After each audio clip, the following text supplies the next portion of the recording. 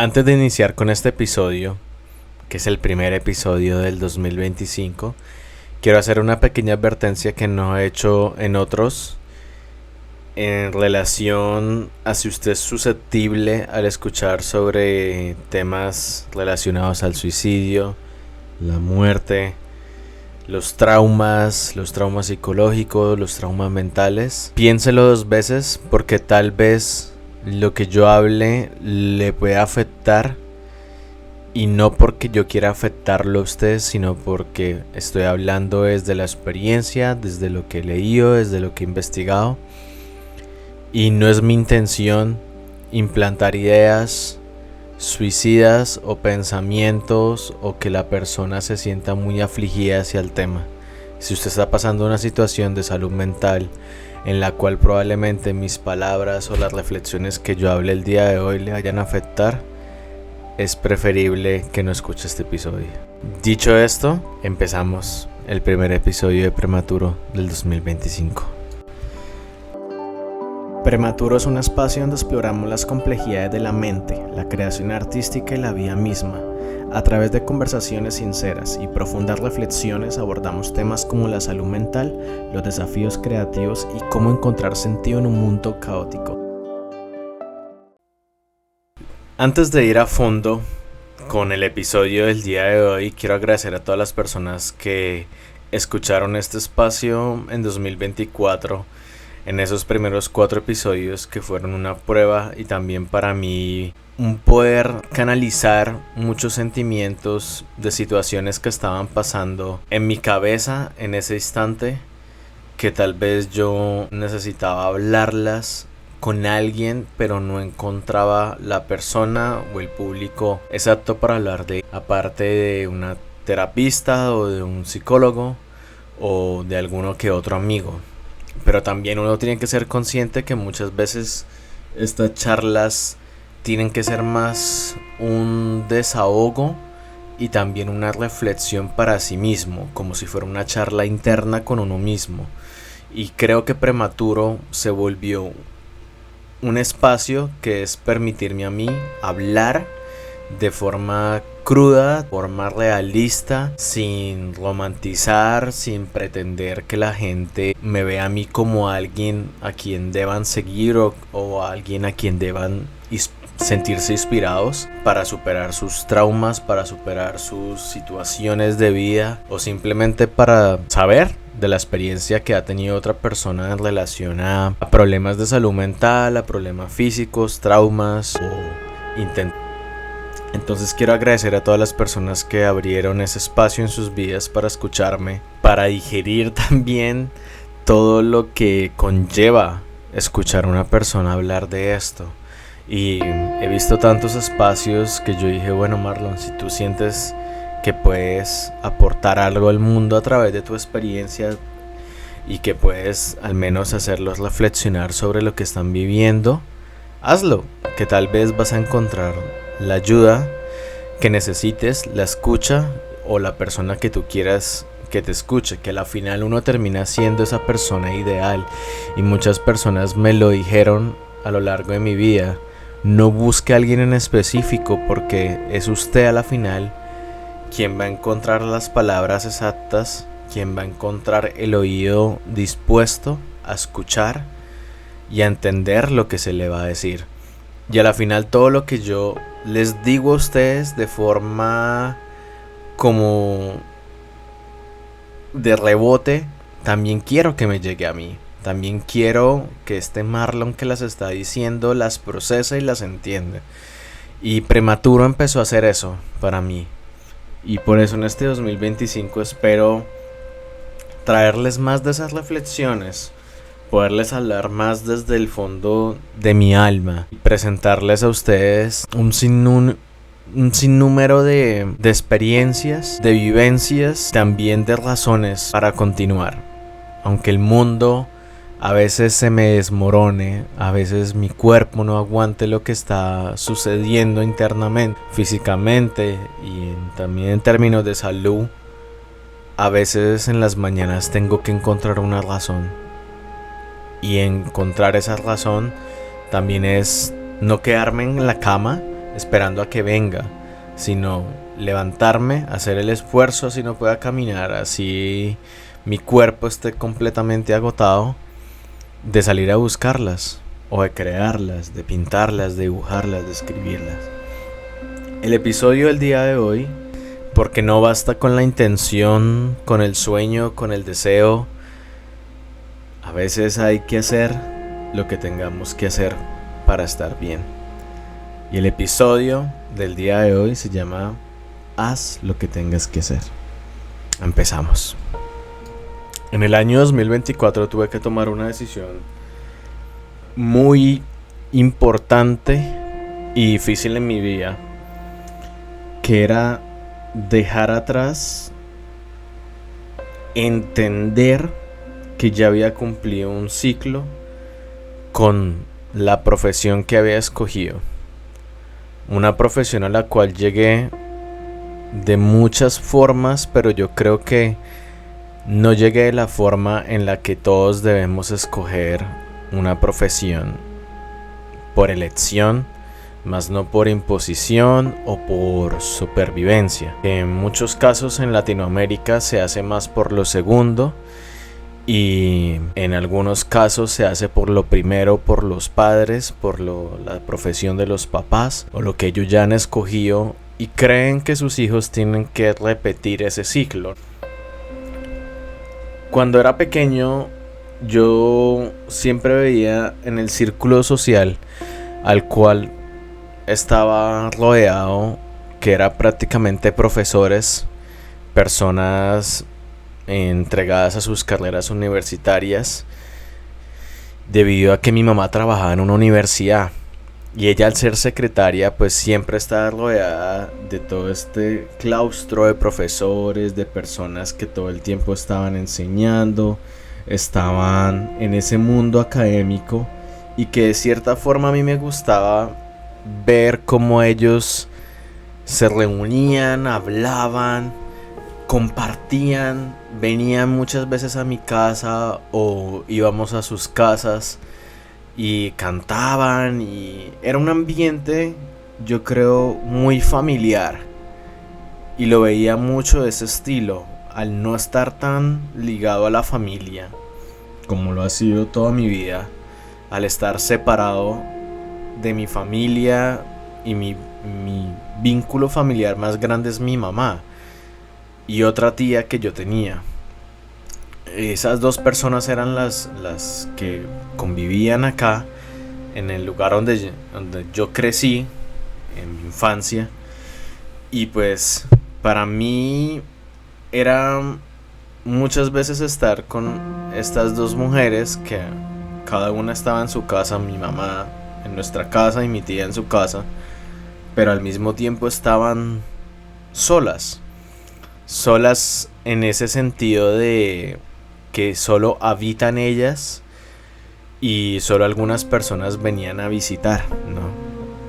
En el caso de mi mamá, pues venían más personas, dado que había más gente en la universidad, más gente conocida, compañeras, y para mí era chévere ver cómo esas visitas venían, nos hacían compañía, la pasábamos bien, o íbamos a fiestas o pasábamos cumpleaños rodeados de tantas personas. Uno creería que la vida debería ser así todo el resto de lo que viene, pero no fue así. Con el paso de los años empezaron a suceder ciertas situaciones bastante difíciles de procesar para un niño, situaciones ligadas a la muerte de familiares debido a cáncer de un familiar muy cercano, que prácticamente para mí es el mundo, es mi mundo. Y de pequeño lidiar con todo ello es complicado, porque por más ayuda psicológica que mi mamá trataba de presentarme, todos me decían algo, y siempre todos hacían la misma pregunta: ¿por qué no eres feliz? Y uno se queda sin palabras, y uno, al no tener las palabras apropiadas para responder a esas preguntas, pues le da pie a la otra persona, le da esa posibilidad de que rellene su mundo con sus palabras. Entonces, muchas veces di con estas personas que empezaban a decir: pero usted tiene a su mamá, usted tiene juguetes, usted no sufre de hambre. Todas esas cosas, todas esas razones que yo sé que ellos estaban tratando de darme, pues para mí eran tangibles, yo las podía ver, pero internamente no me hacían feliz, no me hacían sentirme afortunado, porque por otra parte todas estas muertes, estas situaciones muy duras, dejaron secuelas, y las secuelas son muchas veces aquellas que la gente no le da importancia. Y muchos de estos terapeutas y psicólogos no le daban importancia. Simplemente me daban como esta pequeña solución para que en ese momento, cuando yo salga recostado ahí en la pared de su cuarto, viendo el techo y sintiendo soledad, sintiendo tristeza, ahí no está el psicólogo, ni tampoco está esa ayuda para que ese niño al final del día se sienta bien después, ¿no? Como pasa en la sesión. Y lo ideal es que obviamente cada persona logre de alguna forma procesar esos sentimientos, ¿no? Tener herramientas a la mano para sentirse bien y estar en calma. Pero uno sigue siendo un niño, y a los adultos se les olvida que también fueron niños, que también cuando muchas veces nos caíamos y no teníamos nadie a quien culpar sino nosotros mismos, y veíamos luego la llaga, veíamos luego la herida y nos dolía, y por más que se colocara una curita, sabíamos que algo habíamos hecho mal porque ahora estábamos heridos, y que teníamos que ser más precavidos la próxima vez. Pero el ser más precavidos, el cohibirse, también te exime de vivir o de hacer ciertas cosas que muchas veces yo entendí que los terapeutas lo que intentaban decirle también a mi mamá, a mi acudiente, no, era que el niño tenía que hacer más cosas para poder, que en ese tiempo que se nos dice que debemos ocuparlo aprendiendo, no sé, un arte, estudiando, haciendo cualquier otra cosa, el niño no piense, porque el niño piensa, y al pensar tal vez es algo malo porque su cabeza no se detiene, ¿no?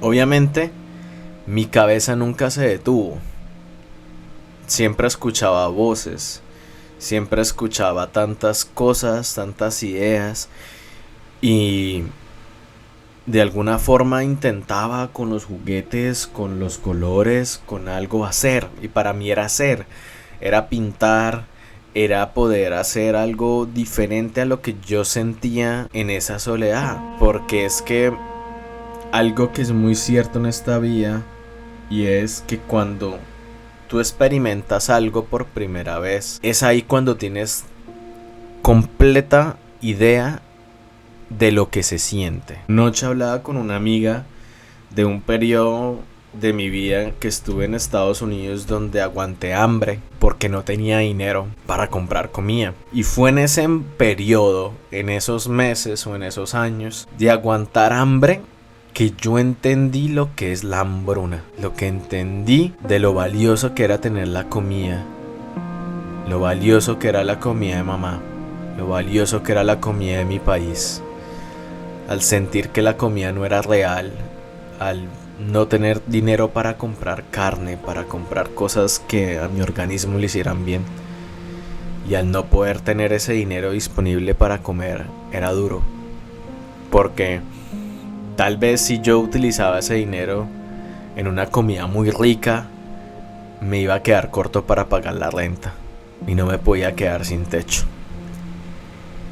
Y volviendo a eso de que yo empecé a sentir en esas soledades, fue que comprendí la soledad que había pasado mi mamá, la soledad que había pasado mi otra tía en sus vías, al estar en un mundo agresivo donde tenemos que trabajar, tenemos que pagar cuentas, tenemos que salir adelante y no nos podemos quedar quietos un momento para pensar.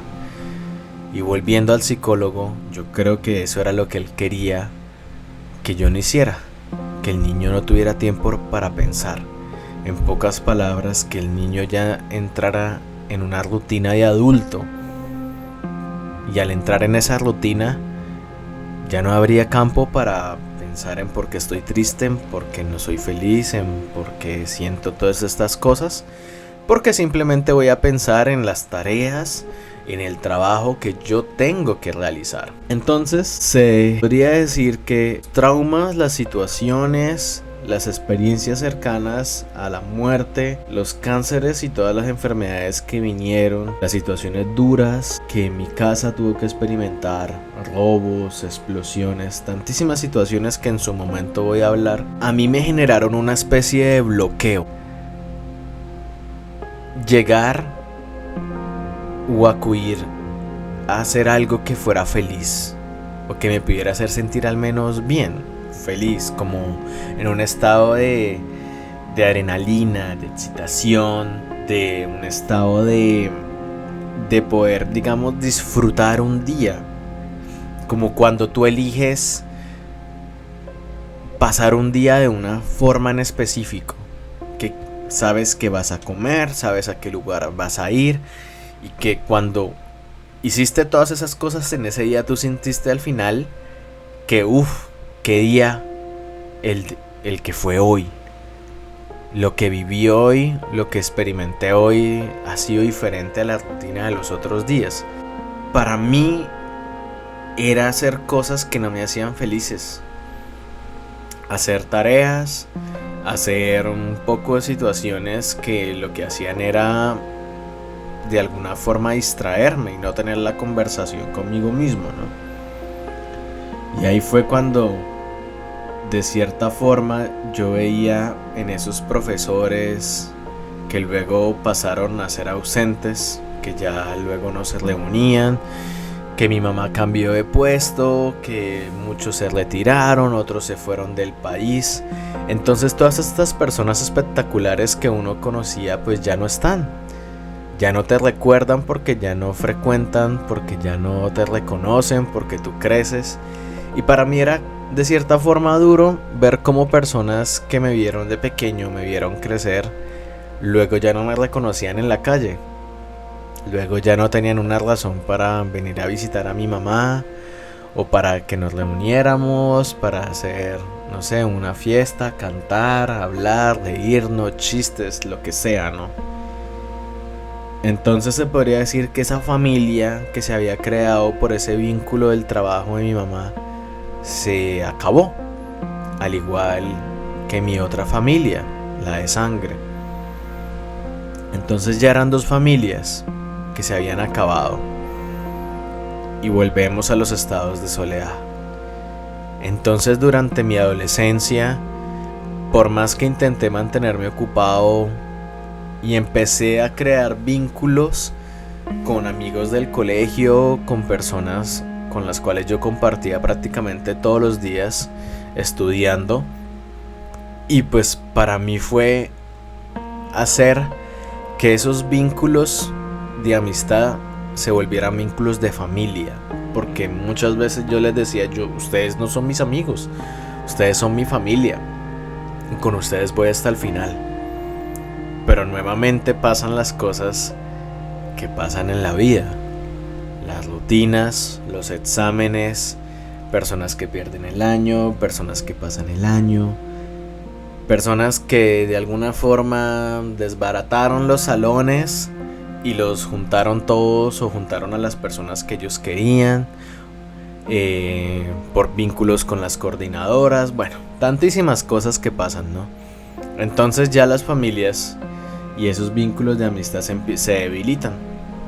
Y por más que uno se reuniera después del colegio, pues no es lo mismo ya como pasar 5 o 6 horas estudiando, riéndote, pasando anécdotas con una persona, a pasar solo 2 o 3 y luego ya no sientes que hay una necesidad. Entonces también vienen las decisiones importantes, vienen las decisiones de irse del país y eso debilita esos vínculos y uno sabe que ya no hay vuelta atrás desde el momento en que uno pone el pie en el avión. Y muchas de esas personas que se quedaron, que no viajaron, que se quedaron con estos vínculos, pues fortalecen eso. Pero ¿qué pasa con aquellos que se fueron? Que se fueron porque tenían que sobrevivir, porque habían escogido una profesión o tenían un sueño, ¿no? Y es muy fácil juzgar a la persona que se va.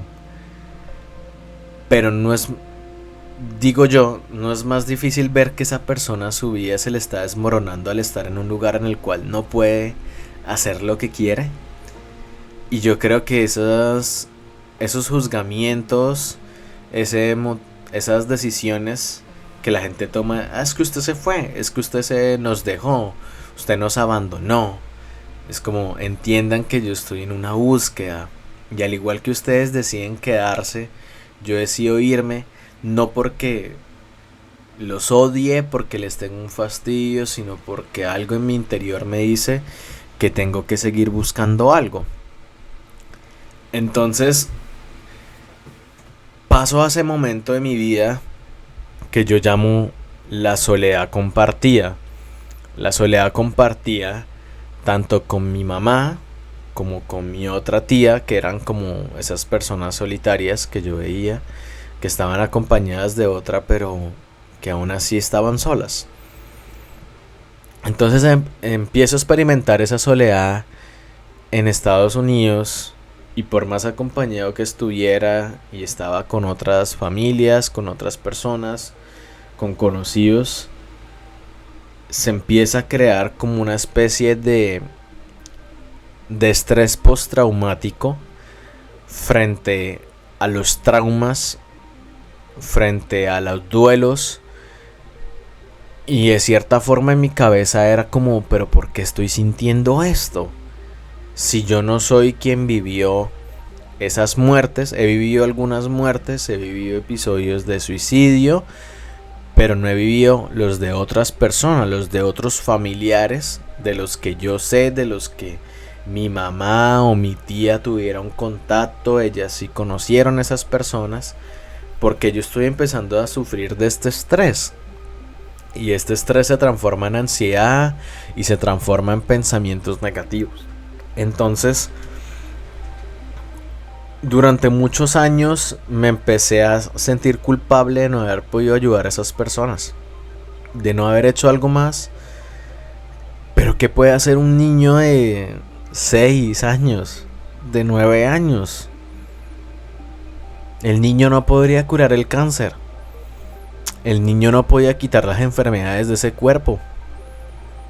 El niño podía ir a visitar, a abrazar, a tratar de entender, pero no podía salvar. Porque el niño no es Dios. El niño no es un salvador. El niño simplemente está ahí, presente, si se le permite, si lo llevan. Porque muchas veces los padres prefieren protegernos para que no suframos.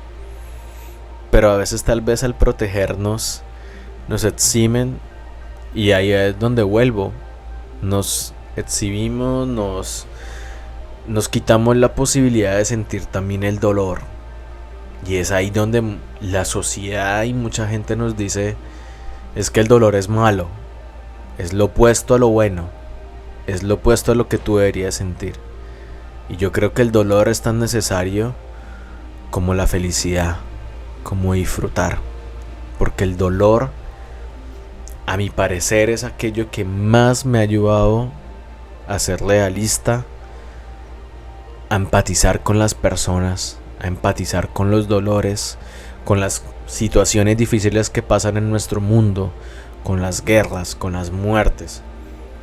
El dolor no se vuelve para mí como un escudo, sino se vuelve como un agente humanizador que me permite a mí entender lo que otra persona ha pasado. Así yo no lo haya vivido. Así yo me quiebra al escuchar esa historia.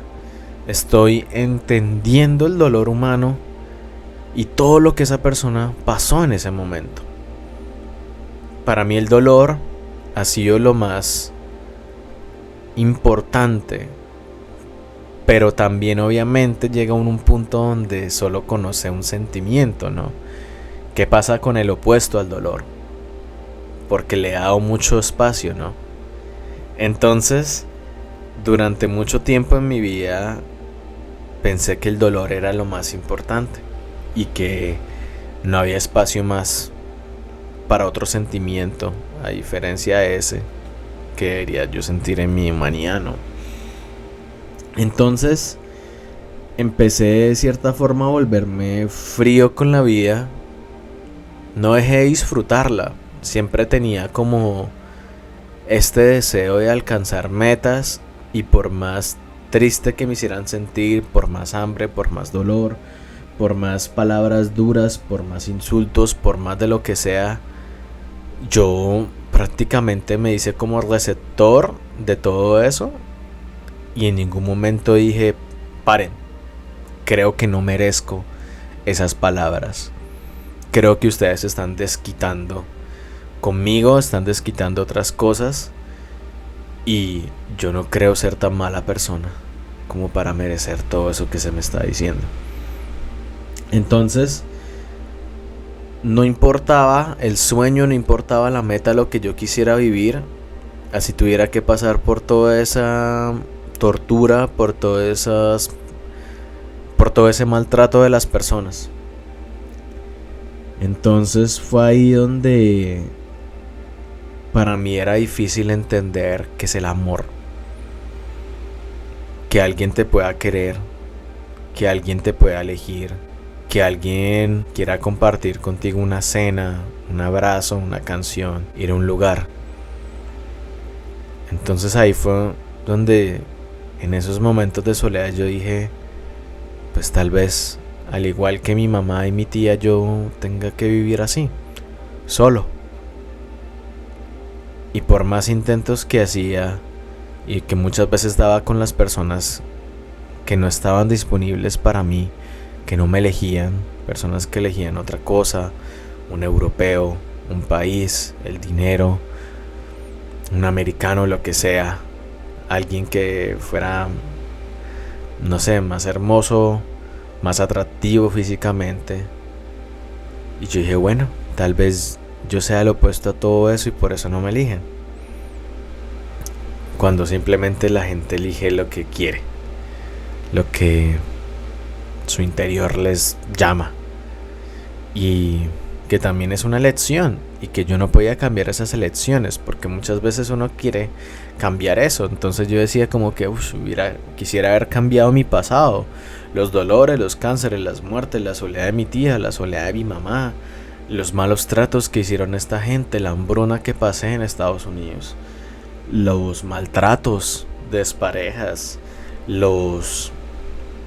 las ausencias de parte de los amigos, los maltratos de los amigos, el bullying que muchas veces uno normaliza y romantiza que porque son amigos, y a veces en esas historias, en esas pequeñas anécdotas en las cuales ellos hacen reír a todo el mundo, ¿sabes? Tanto familiares como amigos comparten estas anécdotas y todos se ríen, pues tú, porque sabes que están usando tu figura, tu mente, tu físico, tu persona para hacer reír a los demás, y que tal vez a usted no le agrade eso, y en el momento en que usted diga, paren, esto no es lo que a mí, o sea, no estoy de acuerdo con esto, la gente va a decir, ay, pero usted cambió, usted cómo se volvió tal cosa, usted cómo se fue para otro país, usted cómo ta, y empiezan a justificar los malos tratos.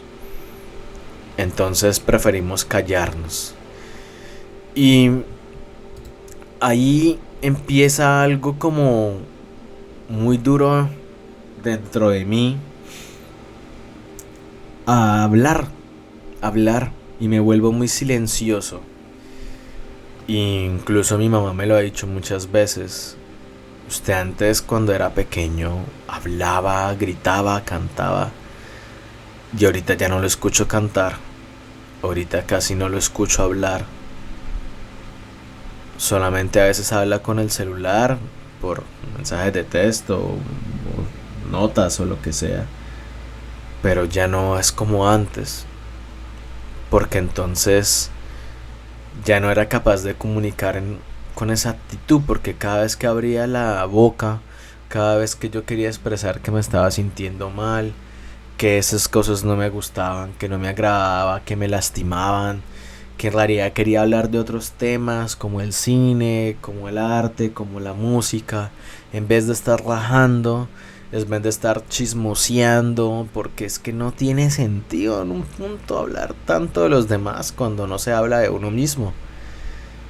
Entonces, cada vez que muchas veces con amigos y otros vínculos que se generaron con el tiempo en la universidad, yo hablaba de temas relacionados a la depresión, a la tristeza, la gente prefería cambiar el tema o juzgar, decir que pues si yo tenía esos pensamientos, si yo hablaba de eso era porque faltaba un Dios o porque yo no practicaba la religión de la misma forma en la que ellos la practican. Entonces, debido a eso es que yo no tengo a Dios, porque no lo practico igual.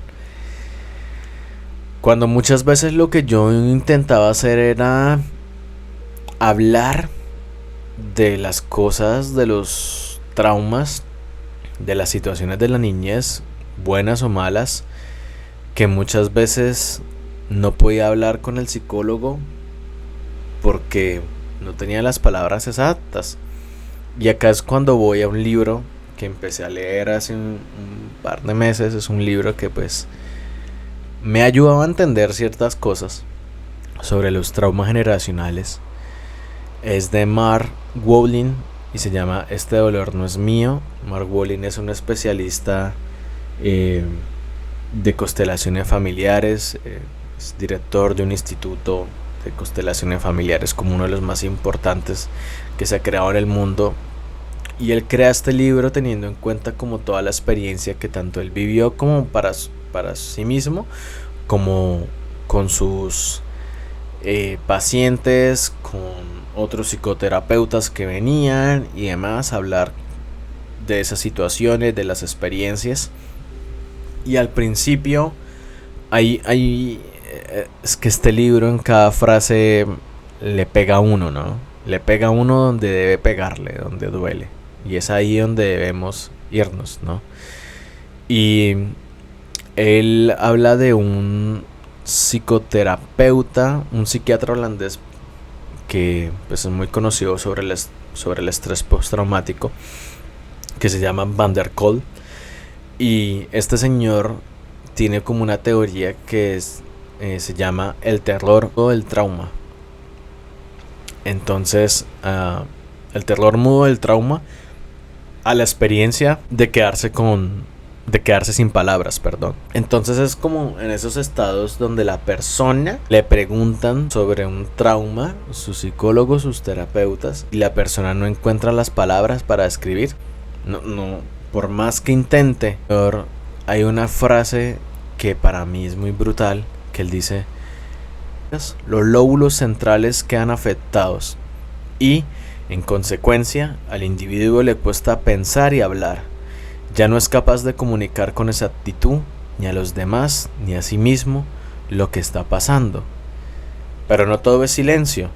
Las palabras, las imágenes y los impulsos que se fragmentan tras un hecho traumático vuelven a surgir para formar un lenguaje secreto de nuestro sufrimiento que llevamos encima. No se pierde nada, sencillamente se han redirigido los trozos. Y en ese entender es cuando yo decía, claro, yo lo que no era capaz de comunicarle a este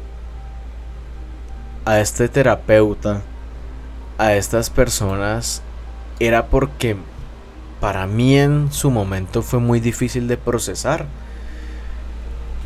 Para mí me costó muchísimos años hablar de la muerte de una prima por cáncer. Me costó muchísimos años hablar de ella y cada vez que yo hablaba me quebraba, porque en su momento no hice un duelo. ¿Y cómo le dices a un niño tienes que hacer duelo? Llórela. Cuando prácticamente a los 2 o 3 días que la viste por última vez tienes que cargar su féretro, tienes que ver a la persona que se supone que debería ser tu papá. Digo que debería ser porque papá no es solamente el de sangre, sino el que decide quedarse, así como la mamá, a quien forma ese vínculo de padre-hijo, ¿no? Y ver a mi padre llorar por mi prima era algo duro, nunca lo había visto llorar, nunca lo había visto llorar, nunca había visto llorar a mis familiares por parte de mi padre. Y yo no sabía, yo no fui capaz de llorar ese día. Y luego cuando crecí, en la época del colegio, o como a mis 17 o 18, la lloraba y la lloraba y la lloraba, cuando ya habían pasado 5, 6, 7 años. Incluso a mis 25, a mis 28, a mis 29 en estos momentos, todavía la lloro. Porque estaba el estrés postraumático, estaba ese duelo no hecho en ese momento. Y ahorita la lloro porque su muerte me dio a entender muchas cosas de la vida. Y también a llenarme de muchas razones para continuar. Porque yo creo que eso era lo que ella hubiera deseado para mí. Que continuara. Dado que tengo una oportunidad para vivir. Entonces, durante tanto tiempo, no lloré ciertas situaciones. Y luego vinieron a mí a forma de rebote. Cuando ya tu mente se cansa de callar, cuando tu cuerpo se cansa de aguantar los malos tratos, el estrés por parte de los jefes, de las personas, de los amigos, incluso de los familiares que luego empezaron a aparecer y empezaron a juzgarme, empezaron a juzgar mis decisiones, empezaron a juzgar por qué yo no vuelvo a cierto lugar, por qué yo no me reúno con alguien. Es porque no puedo estar en un lugar al cual se me dice, o la sociedad nos crea un concepto que es como el de familia, y pretender de que yo voy a llegar a ese lugar y va a suplir la ausencia de familiares de más de 30 años. Entonces, y porque no solamente estoy contando los años míos, sino también los años de ausencia de mi mamá. Y si contara los de mi tía serían muchísimos más. Pero era eso, que de cierta forma la soledad y el dolor que había sufrido mi tía y mi mamá se me habían pasado también a mí, porque ellas sabían a qué mundo yo iba a llegar a compartir, ¿no? Que era precisamente ese mundo de la familia está dividida, su papá no eligió ser su papá eligió ser otra cosa completamente ajena a este concepto del padre. Su familia eligió simplemente quedarse en un lugar, así como mis amigos decidieron quedarse acá en esta ciudad, no moverse, no hacer algo diferente. Lo mismo pasaba, ¿no? Y curiosamente las dos familias, ¿no? La familia del sanguínea le pasó lo mismo que a mi familia del colegio. Se quedaron. Y fui yo quien se fue. Y eso también le pasó a mi mamá. Ella también se fue. Se supone que si alguien se lo traspasa a uno, se traspasa no solamente con las deudas, sino también con las grietas, con todo lo que conlleva un hogar, ¿no? Tantas cosas que se transfieren simplemente de un objeto físico como un hogar, ¿no? De un objeto material que ese objeto material luego se vuelve algo más mental, algo más psicológico, y no era simplemente, digamos, pasar las escrituras, las llaves, era también pasar de cierta forma el trauma, las muertes de las personas que habían perecido en ese hogar, los golpes, los malos tratos, las ausencias, las rutinas impuestas, los sueños frustrados, la rutina del crecer, el ser adulto. Todas esas cosas se transfieren en ese hogar a la otra persona. Y ahorita que estamos en un punto de mi mamá donde se le transfirió a ella parte de un hogar, yo le digo a ella todos los días, yo no quiero lidiar con eso, ni tampoco quiero lidiar con esta casa. Quiero crear algo para mí nuevo, porque sé que en su momento voy a tener que lidiar con esto, pero ya ha sido tan duro, ya ha sido tan suficiente que no quiero más. Entonces ahí fue cuando viene el consejo de una amiga frente a algo muy duro de decirle, siento que me estoy volviendo a atrapar en este hogar al volver. Siento que otra vez estoy oprimido frente a la imposibilidad de hacer algo más con mi vida. Siento que volví al lugar donde me fui tantas veces y deseé no volver, y ahora estoy de nuevo acá. Y me estoy volviendo a sentir como chiquito, como era cuando era chiquito, cuando era pequeño. Me estoy volviendo a sentir así, pequeñito, atrapado en una jaula de la cual intento escapar y mis alas se lastiman cada vez que intento volar. Y el otro día le dije, mamá, no quiero lidiar con esto. Quiero ayudarle a que usted se zafe ya de esto, porque yo creo que ha sido más que suficiente para su vida. Y tal vez debamos construir algo nuevo para ver y vivir la vida de forma diferente, solamente si ella se lo permite. Y ella en un momento me dijo como que no puedo dejar el hogar. Yo le dije, bueno, está bien, lo acepto, pero me voy a volver a ir. Necesito construir un hogar por mi cuenta, algo nuevo, resignificar los traumas, recrear la vida, acabar con la casta del apellido, acabar con el trauma generacional que se me ha impuesto, que se me ha traspasado. No puedo seguir cargándolo. Tengo que cargar con lo mío. Y entiendo, lo tengo que sanar para que mis hijos, si tengo algún día, no se les transfiera eso. Poder contarles a ellos otra historia. No que su padre repitió la vida de su madre, de su tía, de sus abuelos. No, que su padre cambió sus estrellas, cambió su destino, cambió lo que quería para él. Entonces esta amiga, que es una persona que amo con toda mi alma, que también tomó decisiones, y muchas veces esas decisiones nos llevó a alejarnos, y sé que cada vez nos vamos a alejar más, me volvió a dar ese consejo. Me lo dio 2 veces en 2 años, y yo siento que por más que quiera tenerla en mi vida, no va a ser así, porque todos tomamos decisiones y ella también tomó decisiones. Pero le agradezco en vida el consejo. Un día, cuando estaba en la Universidad de Luisiana, en medio de mi doctorado, antes de entrar a dar mi clase, empecé a sentir muchísima ansiedad.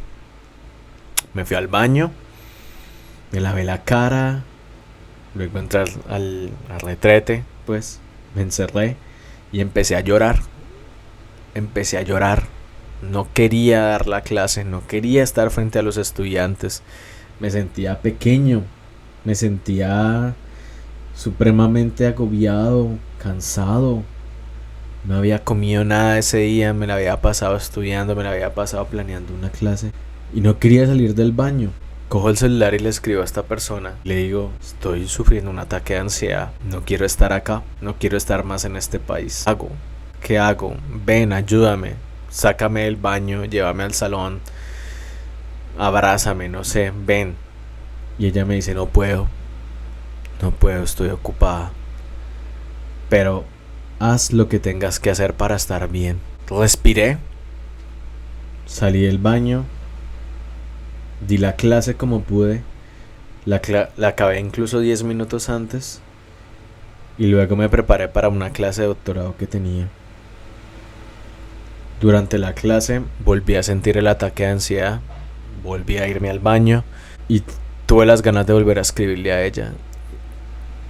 Y leía una y otra vez el mensaje: haz lo que tengas que hacer para estar bien. Y para mí era enfrentar la verdad de que ya no quería estar ahí. Ya no quería la profesión, ya no quería más clases de doctorado. Había pasado los últimos 10 años tomando clases de universidad a niveles muy altos de exigencia. Tanto tiempo metido la cabeza entre libros, leyendo historias de otras personas que viajaban, que conocían el mundo y que yo apenas conocía 2 o 3 países. Y que incluso teniendo un país tan grande no lo podía conocer porque me faltaba el dinero. Y porque tenía que dar clases y cada vez tenía más y más responsabilidades con una universidad. Y me di cuenta que repetí el mismo ciclo de los profesores de la historia del principio, de los que venían a la casa a pasar Navidad y a compartir con mi mamá. Profesores que en su momento encontraron en esos momentos de regocijo, de esparcición, de lo que es un disfrute diferente a lidiar con las clases.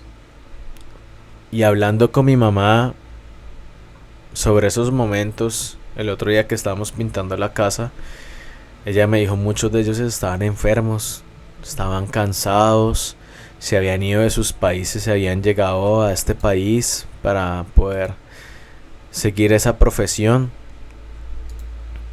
Y ahí fue donde me di cuenta que ellos utilizaban esos momentos para disfrutar lo poco que la vida les permitía, por las rutinas, por los trabajos, por los jefes. Que por eso era que muchos de ellos empezaron a ir, porque estaban cansados, estaban ya agotados. Y incluso uno de esos profesores, luego de la muerte de uno de ellos, el profesor se enfermó y murió rápidamente. Todo había acabado. Y recuerdo mucho a ese doctor, una persona alegre, con una sonrisa que uno quisiera tener cuando ve a los estudiantes. Y no me di cuenta de lo mucho que y que aún así todos los días iba, se colocaba su bata, la sacaba de su escritorio, sacaba su pocillo, se tomaba su café, fumaba, armaba un rompecabezas y luego iba a dar su clase. Y siempre con la mejor actitud. Incluso cuando los computadores viejos de esa universidad no funcionaban, siempre tenía la mejor actitud. Y lo saludaba a uno bien y le preguntaba a uno. Luego de la muerte de ese profesor, muchas cosas acabaron. Incluso también mi repentina. Y ya no había necesidad para que se reuniera. Entonces fue cuando entendí que muchas veces una persona era la que mantenía ese vínculo, mantenía a todos ahí, en un mismo lugar. Entonces fue cuando comprendí que mi tía también había sufrido la muerte de un familiar y por eso se había quedado sola. Ella no logró superar esa muerte y procesó su duelo con soledad. A través de la soledad fue que ella encontró de alguna forma estar en esta vida durante muchísimos más años, hasta que ya no aguantó, hasta que tomó la decisión de suicidarse. Ya estaba muy sola, ya nadie iba a visitarla, ya estaba cansada, ya estaba enferma, murió sola en ese cuarto. Recuerdo el día en que me enteré de la muerte de mi tía, porque ese día me quería suicidar. A mis 17 años en Estados Unidos. Eran casi como las 5. En un verano terrible en Florida. Y mi mamá me envió un mensaje y me dijo: su tía falleció esta mañana y la encontramos esta tarde. Ese día me di cuenta que yo tenía una oportunidad para vivir, que mi tía había decidido eso y que no lo había decidido para afectarme ni para hacerme sentir culpable de no haberla visitado más cuando ya crecí, sino porque ella tomó esa decisión por su propia existencia, porque estaba cansada, porque estaba enferma. Y es muy duro llegar a una donde ya nadie te visita, donde alguien te deja a un lado. Y me di cuenta que tenía una oportunidad para vivir a mis 17. Cuando salgo del baño, le digo a la profesora que si puedo hablar con ella un momento. Le digo que estoy sufriendo un ataque de ansiedad, que tengo muchísimas ganas de suicidarme, que no aguanto más con esto. Y para mí era duro porque era revelar la verdad de lo que mi interior estaba sintiendo. Y que no estaba mal que yo le dijera al mundo: estoy mal. No soporto esto más. He intentado ser el mejor estudiante, el mejor hijo, el mejor profesor, el mejor del país. Y ya no aguanto más en mi cuerpo la presión de esto. Porque estoy solo en este país. Aguanto hambre. Intento que mis estudiantes vean el sentido en las palabras que están en esos libros. Vean el sentido en la vida. Y me hago creer que tengo una misión, que es estar ahí para ellos. Pero ninguno de ellos está cuando mi mundo se está quebrando en pedazos. Ninguno está para ayudarme a conseguir comida. Ni esta universidad lo está. Ni los gringos lo están. Ni el presidente, ni nadie, ni incluso la gente de mi país está. Ni mis amigos que supuestamente tienen el dinero y Dios los puso en mi camino, ni siquiera están. Pero saben de lo que estoy viviendo y de lo que estoy pasando. Y la profesora me dice: tranquilo, vete a casa, haz lo que tengas que hacer para estar bien. Y es ahí donde por segunda vez en el mismo día escucho el consejo de mi amiga, pero a través de una persona que no me conoce, una persona que viene de un país con una cultura, con dioses diferentes, pero que en mis ojos vio que ya no podía aguantar el peso de lo que estaba viviendo. Me fui a la casa, comí, lloré. Le envié el trabajo que tenía que entregar y luego me acosté. Y al día siguiente no tenía que ir a la universidad, pero me enfrenté con la realidad de que tenía que buscar ayuda, de que tenía que salvarme y que era claro lo que me estaba detonando a mí. Ese dolor, esa depresión, esos pensamientos suicidas. Ya no podía cargar más con esa presión. Creo que intenté emular mucho a los profesores de la infancia porque los veía con dinero, los veía bien, pero en realidad no es que estuvieran tan bien. Simplemente estaban sobreviviendo. Estaban haciendo lo que podían con sus vidas. Entonces, si esto ya no me hacía feliz, yo tenía la oportunidad, dado que no me morí esa noche, tenía la oportunidad el siguiente día de hacer las cosas mejor y de hacer lo que debo hacer para estar bien. Entonces empecé a darme cuenta que mantener la fachada de lo que la otra gente quería para mí, los jefes, mi mamá, incluso mi familia, sobre mi vida, era lo que me estaba desgastando cada día. No era capaz de mantener ya ese muro. No era capaz ya de pintarlo cuantas veces pudiera para decirle al mundo: mire lo exitoso que está haciendo, mire lo que el trabajo duro trae. Muchas veces ese trabajo duro creemos que tenemos que emular la vida de otras personas que les ha tocado incluso más difícil, pero no podemos dejar de lado que lo que nosotros estamos viviendo también es duro. Tenía que quitarme las capas del ego, ¿saben? Quitarme todo esto de encima, todo esto que se me había creado, el profesor de inglés, el profesor de literatura, el que habla inglés, el que sabe escribir, el que tenía que quitarme todo eso para poder encontrar mi verdadero rostro y mi verdadero ser y encontrarme con el niño que de cierta forma no lo dejaron pensar ni no lo dejaron expresarse en esos momentos, y decirle: sentémonos, dime qué pasó, dime todo lo que piensas. Cuando empecé a escucharme a mí mismo desde mi infancia, desde pequeño, desde aceptar los dolores, las caídas, las muertes, todos los efectos colaterales de las decisiones de los demás, de mis padres, de mi familia, fue cuando encontré mi verdadero yo, mi verdadero ser. Porque creo que muchas veces hice al igual que ese terapeuta, no le di la oportunidad al niño de hablar con las palabras que él humanamente encontrara. Y algún día le dije: algún día usted va a poder hablarle al mundo desde ese dolor, desde esa ausencia, pero va a ayudar a otros. Y ese niño es el que les está hablando el día de hoy.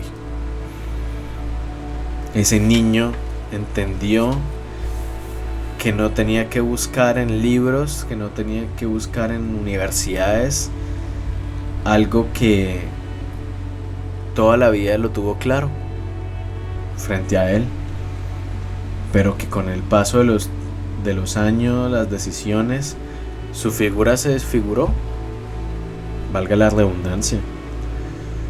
Y ese niño entonces entendió que tenía una oportunidad nueva para vivir, que sobrevivió como más de 3 intentos de suicidios en menos de 2 años, por algo.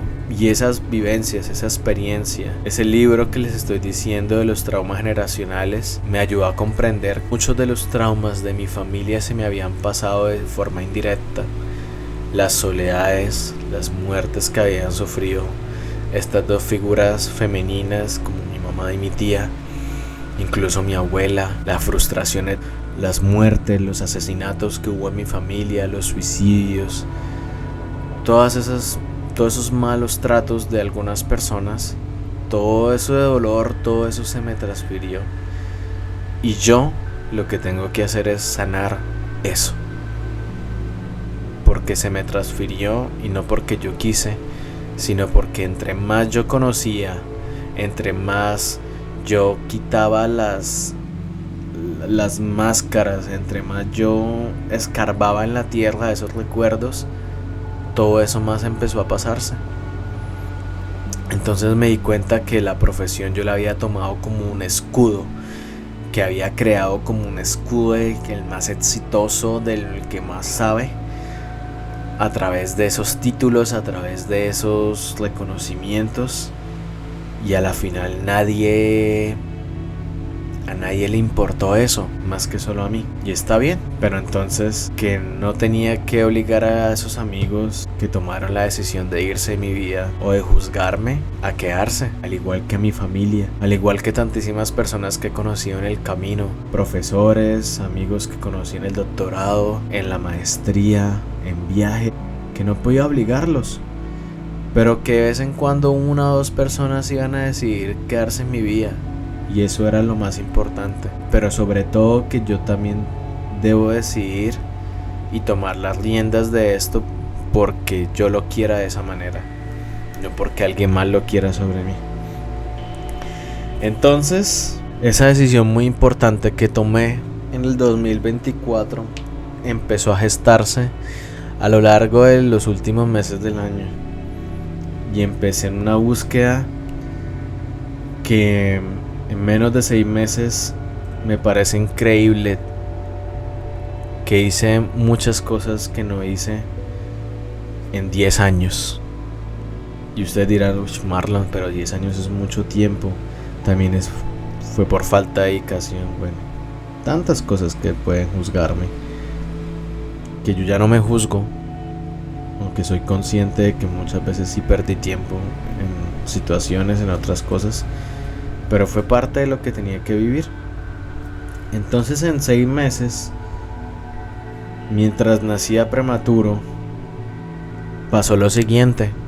Con esto voy a terminar y espero que les quede la reflexión, que muchas veces tenemos que hacer lo que debemos hacer para estar bien, y no es simplemente tomar una decisión o empezar una sola cosa, es una búsqueda del sanar, del entender, de afrontar los traumas generacionales, de afrontar los traumas también que te pasan, de entender los duelos, y que poco a poco ciertas situaciones, ciertas cosas, actividades te van a ayudar a canalizar ese dolor, esos sentimientos, en vez de evadirlos, como muchos terapeutas dicen, como manténgase distraído.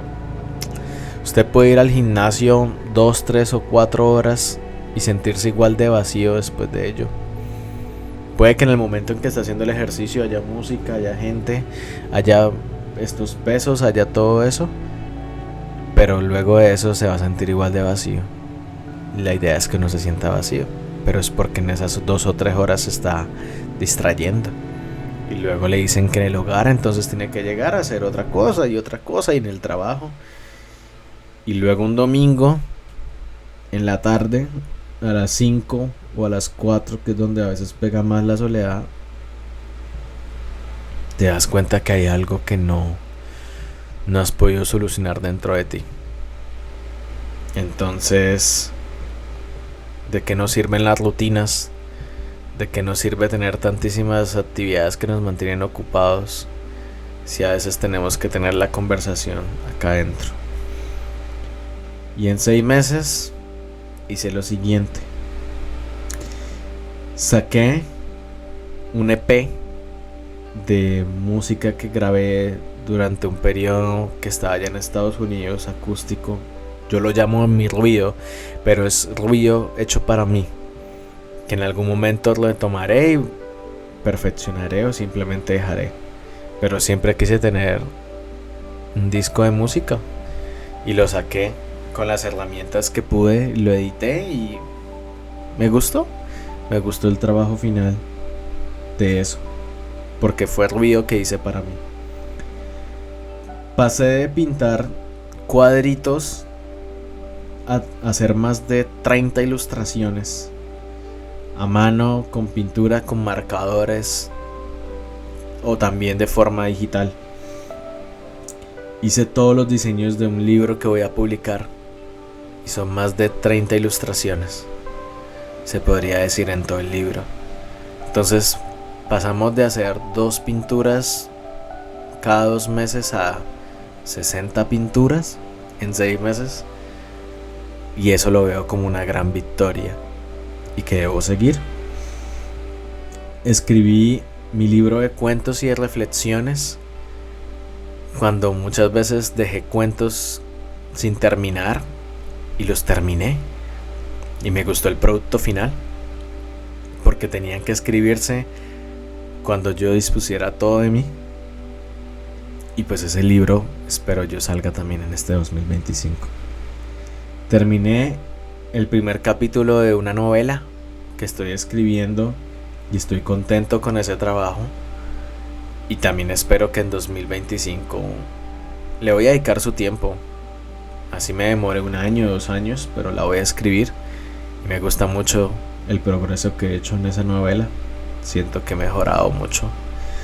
Y también es como volver a la época del colegio, así que la novela va a tomar 2 periodos importantes: el final de la etapa de adolescencia a la etapa de la adultez, y a la adultez ya grande, casi a los 30.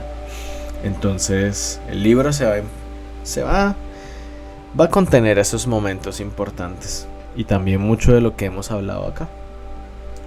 Saqué el proyecto de Prematuro, así que grabé 4 episodios súper hermosos y espero este año grabar muchísimos más. Subí como 2 videos a YouTube, pero es porque ya no me hacía muy feliz YouTube, y edité videos para mi canal principal y también para un canal en donde hago aperturas. Entonces pues eso quedó ahí, ¿no? Participé en más de 3 convocatorias de poesía para publicar y ninguna de ellas me eligieron, y eso está bien. Pero participé cuando antes ni participaba. Edité un libro de una amiga a la cual amo mucho y te extraño, y sé que tomaste decisiones y yo también tomé las mías. Y donde escuches, y si escuchas esto, espero que estés bien. Y me alegra mucho haber editado tu libro. Y pues ese libro está en Amazon. Se llama El viaje de Pandora. Ahí lo pueden encontrar, tanto en español como en inglés. Y fue un trabajo bonito. Fui a un concierto, aunque me enfermé después del concierto. Pero valió la pena. Me gusta. Y volví a Medellín.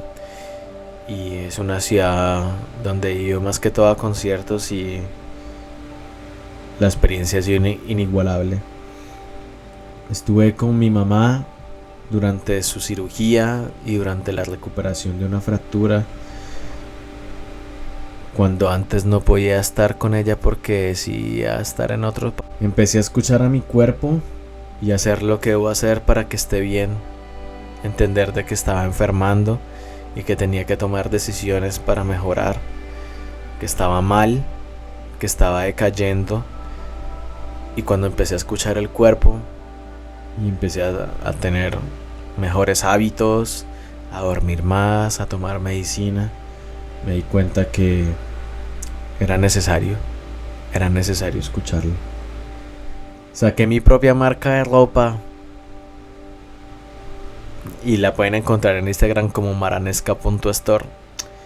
Fue un proceso muy loco porque fueron pinturas que durante la recuperación de mi mamá, camisas que pintamos, y también los diseños fueron pintados, todo fue por mi cuenta, y fue un proceso bonito. Y todavía tengo algunas camisas y algunos productos, así que si están interesados, maranesca.store.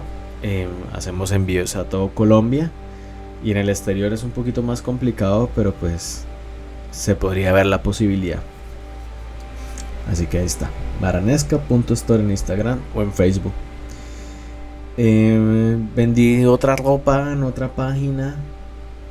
Pinté el 80% de mi hogar. Y me gustó mucho eso. Me gusta volver a verlo así blanco, aunque a veces veo las grietas, pero le estamos dando un nuevo significado. Y terminé el primer poemario que va a salir en este enero del 2025. Todo esto es para entender lo que mi mente quería, para que yo estuviera bien. En 6 meses hice todo esto, lo que durante más de 10 años no hice, por estar escuchando otras cosas, por estar evadiendo la idea de no repetir los errores de mis familiares, por no repetir los traumas. Pero bueno, el día en que me paré la decisión de irme de ese país también fue dejar muchas personas, saber de que no les estaba retribuyendo ni tampoco aportando nada a sus vidas, y ellos no me estaban aportando nada, y ya había mucho ruido entre nosotros.